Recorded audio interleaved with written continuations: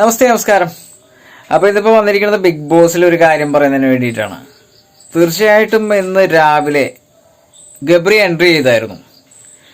Gabri entry ചെയ്യുന്ന സമയത്ത് ജാസ്മിനെ കണ്ടതിന് ശേഷം ഗബ്രിയുടെ ഫേസിൽ നല്ല സന്തോഷം ഉണ്ടായിരുന്നു, ജാസ്മിൻ ഫേസിൽ സന്തോഷം ഉണ്ടായിരുന്നു, ഒത്തിരി എക്സ്പ്രഷൻസ് വന്നായിരുന്നു.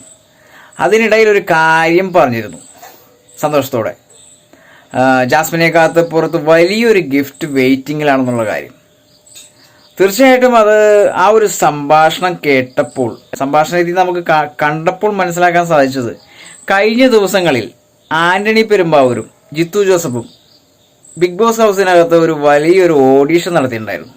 ആ ഒരു ഓഡീഷനിൽ സെലക്റ്റഡ് ആയിരിക്കുന്നത് ജാസ്മിൻ ആവാം എന്നുള്ളതാണ് ഗബ്രിയുടെ ഫേസിൽ തെളിഞ്ഞത് എന്ന് ഓരോ പ്രേക്ഷകർക്കും തോന്നിയിട്ടുള്ള ഒരു കാര്യമാണ്. തീർച്ചയായിട്ടും നല്ലൊരു നടിയാവുള്ള ലുക്കൊക്കെ ഉണ്ട് അല്ലെ. പുതിയൊരു സിനിമയിൽ പുതുമുഖമായ അവസരം കിട്ടുക എന്ന് പറയുന്നത് വലിയൊരു ഭാഗ്യം തന്നെയാണ്. തീർച്ചയായിട്ടും അങ്ങനെ തന്നെ ആയിരിക്കണം എന്നുള്ളതാണ് ഓരോ പ്രേക്ഷകരുടെയും അഭിപ്രായം എന്ന് വേണമെങ്കിൽ പറയാം. ഈ ഒരു അഭിപ്രായത്തോട് യോജിക്കുന്നവരുണ്ടെങ്കിൽ ഒന്ന് കമൻറ്റ് ചെയ്യണേ.